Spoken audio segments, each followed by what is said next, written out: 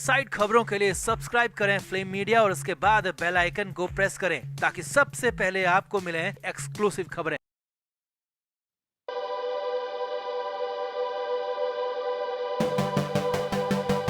सुशांत सिंह राजपूत के मामले में 9 महीने के बाद कुछ इंसाफ की उम्मीद जगी है। एनसीबी ने चार्जशीट कोर्ट में फाइल कर दी है और 52,000 पन्नों की इस चार्जशीट में बहुत कुछ है जो हमने आपको बताया भी था। अब इसी चार्जशीट के 10वें पेज पर जो कुछ है उससे हंगामा मचा हुआ है और रिया पर आफतों का पहाड़ टूट पड़ा है। हालत यह है कि रिया चक्रवर्ती की बेल रद्द हो सकती है और रिया को फिर से जेल जाना पड़ सकता है क्योंकि रिया चक्रवर्ती के वकील सतीश मान शिंदे भी रिया को बचा पाने में नाकाम हो सकते हैं। तो क्या मान शिंदे भी रिया का साथ छोड़ देंगे, ये सवाल भी अब खड़ा होने लगा है। तो क्या है चार्जशीट के 10वें पेज पर, कैसे फिर से रिया जा सकती है जेल, आपको बताते हैं सब कुछ। आप इस वीडियो को शेयर करें और कमेंट करके अपनी राय हमें जरूर दें। तो रिया चक्रवर्ती अक्टूबर के महीने से ही जमानत पर है और जेल से बाहर भी है। हालांकि उससे पहले 28 दिन तक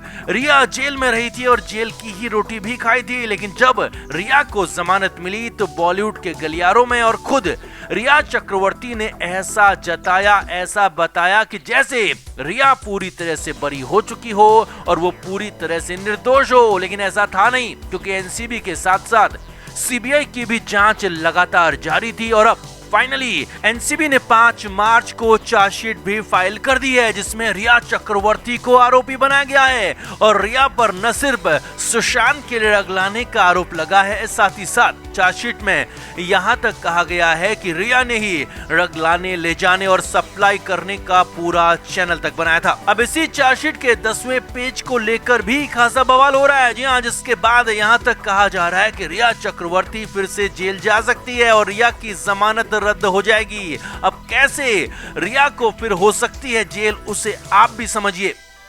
तो असल में रिया चक्रवर्ती को इस पूरी चार्जशीट में आरोपियों के पेज में 10वें नंबर पर रखा गया है और रिया पर कई गंभीर धाराओं में आरोप लगाए गए हैं। अब बड़ी और समझने वाली बात यहाँ पर यह भी है कि रिया चक्रवर्ती को जब जमानत दी गई थी तो तब एनसीबी के पास जो सबूत थे उन्हें हाईकोर्ट ने कम माना था और नाकाफी माना था और इसी बिना पर रिया को बेल भी मिली थी।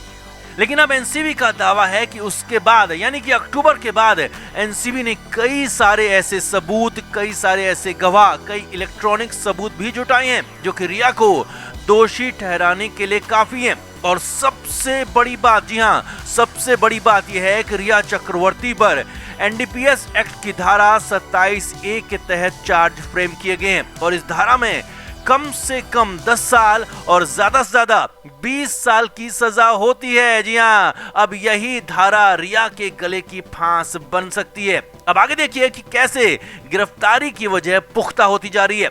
अब कोर्ट में इस चार्जशीट को लेकर सभी आरोपियों पर आरोप तय होंगे और जैसे ही रिया चक्रवर्ती पर एनडीपीएस एक्ट की धारा 27A के तहत आरोप तय हो जाएंगे तो तुरंत ही रिया की गिरफ्तारी हो सकती है। जी हाँ, ये बड़ी खबर है क्योंकि 5 साल से ज्यादा की सजा वाले अपराध में आरोपी को खुद ही सरेंडर करना पड़ता है और अगर आरोपी ने खुद सरेंडर नहीं किया तो फिर उसकी गिरफ्तारी भी की जा सकती है और यहाँ पर तो कम से कम 10 साल की सजा का प्रावधान है और ज्यादा से ज्यादा 20 साल की सजा। तो लिहाजा इस एक्ट के तहत, इस धारा के तहत जैसे ही रिया पर कोर्ट में आरोप तय होंगे तो वैसे ही रिया को जेल के अंदर जाना ही होगा। अब हालांकि तब रिया के पास अधिकार भी होगा कि वो फिर से जमानत के लिए अप्लाई करे, लेकिन जैसे ही आरोप तय होंगे तो रिया की बेल रद्द हो सकती है और रिया को जेल जाना पड़ सकता है और रिया की मुश्किलें तब काफी बढ़ जाएंगी।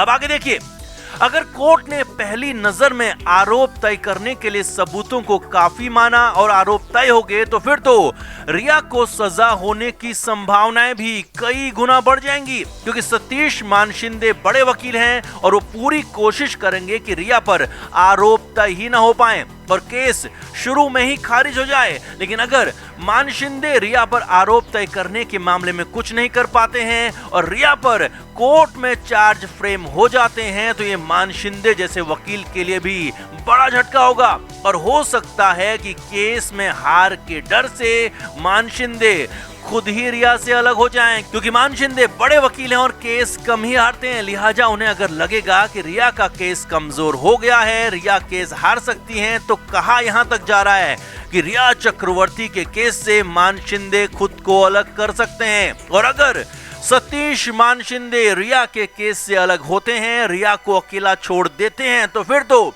रिया चक्रवर्ती का एक केस हारना पूरी तरह से तय हो जाएगा।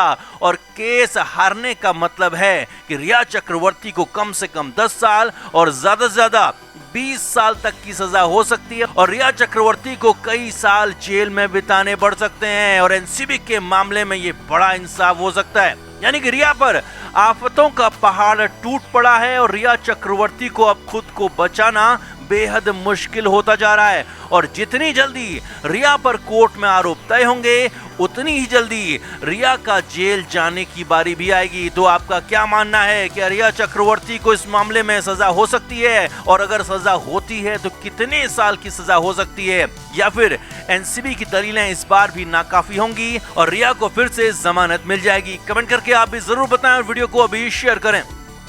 तो सुशांत सिंह राजपूत के मामले में 5 मार्च का दिन वो दिन था जिसका इंतजार फैंस और एसएसआर के चाहने वालों को लंबे समय से था, और आखिरकार एनसीबी ने इस चार्जशीट को फाइल कर ही दिया।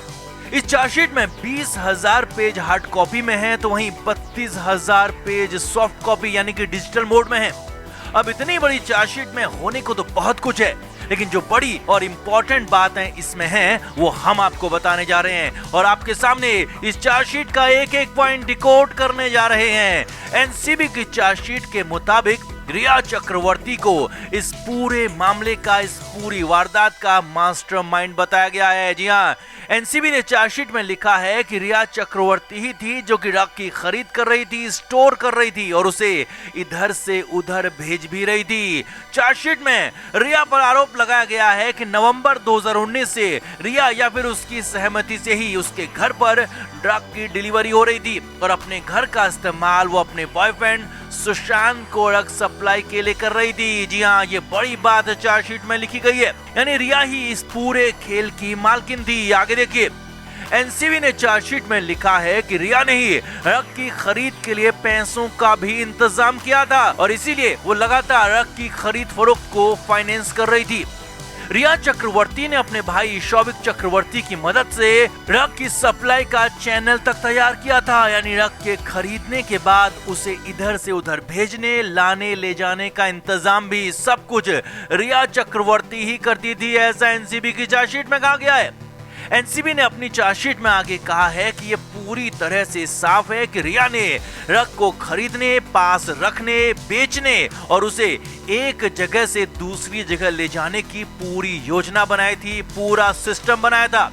रिया चक्रवर्ती गांजा, मारुआना, बर्ड की खरीद फरोख्त में शामिल थी और सुशांत तक भी उसी ने ये सब कुछ पहुंचाया था।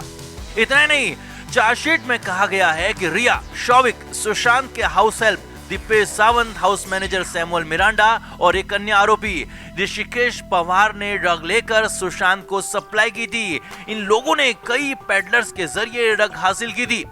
एनसीबी की चार्जशीट में शामिल 33 आरोपियों में से अभी ज्यादातर जमानत पर बाहर है, लेकिन 8 आरोपी अभी भी जेल में हैं और अब इन सब पर ये गंभीर और बड़े आरोप लग गए हैं और इस पूरे खेल की मास्टरमाइंड रिया चक्रवर्ती को बताया गया है।